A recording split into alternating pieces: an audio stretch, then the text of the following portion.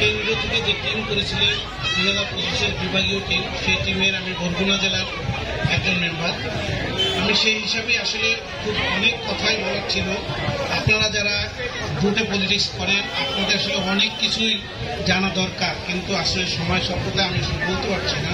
তো আজকে সবার সম্মানিত সভাপতি জনাব সুলতান শরীফ, মঞ্চে উপবিষ্ট বিভিন্ন পর্যায়ের নেতৃবৃন্দ, আমার সামনে উপবিষ্ট মুরব্বিয়ান এবং বিএনপি সমর্থক এবং বিভিন্ন সংগঠনের নেতৃবৃন্দ, সবাইকে আমার ব্যক্তিগত পক্ষ থেকে রক্তিম শুভেচ্ছা এবং সবাইকে আমার পক্ষ থেকে সালাম ও শুভেচ্ছা। আবারও শুভেচ্ছা জ্ঞাপন করলাম। আসসালামু আলাইকুম।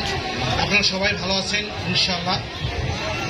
আমি শুধু দুটো কথা বলবো। একটা হচ্ছে, আপনারা যে সদস্যটা করতে আসছেন আজকে, আপনারা বিশেষ করে মহিলা যারা আছেন তাদেরকে আমি বলি, আমার যে নেতা বিএনপির ভারপ্রাপ্ত চেয়ারম্যান জনাব তারেক রহমানের সে যে 31 দফা ঘোষণা করেছেন, সেই 31 দফার ভিতরে একটা পয়েন্ট আছে যে আমরা আগামীতে যদি দল নির্বাচিত হয়ে ক্ষমতায়িত হতে পারে তাইলে তারা আপনাদেরকে একটি করে ফ্যামিলি কার্ড দিবেন। তাহলে সেই ফ্যামিলি কার্ডটা আপনারা কিভাবে নেবেন? আপনাদের সকলকে তো আমি মেনশন করতে পারবো না যে আপনারা আমাদের মেম্বার, আমাদের সাথে ছিলেন, আমাদের সহযোদ্ধা। আজকে আপনাদের কাছে যে ফর্মটা নিয়ে আসছে, এই ফর্মটা কিন্তু আপনাদের একটা কার্ড। আপনারা এটা ফিল আপ করে নিজেদের কাছে রাখবেন। যেদিন সে যদি নির্বাচিত হয়ে আসে, আমরা সরকার গঠন করি, তাইলে এটা আপনাকে খুবই কার্যকর একটা পদক্ষেপ দেবে। আপনার চাকরি, আপনার সহযোগিতা, আপনি সবটা পাবেন। কাজে আশা করব আপনারা সবাই মিলে এই সদস্য ফর্মে, যারা আজকে আসেন নাই, যারা এখনো বাসায় রয়েছেন, তারা এসে এই সদস্য ফর্মটা পূরণ করবেন। এটা আপনাদের জন্য গুরুত্বপূর্ণ। দল যেমন আপনাদেরকে স্বীকৃতি দেবে, আবার আপনাদের জন্য দল করবে।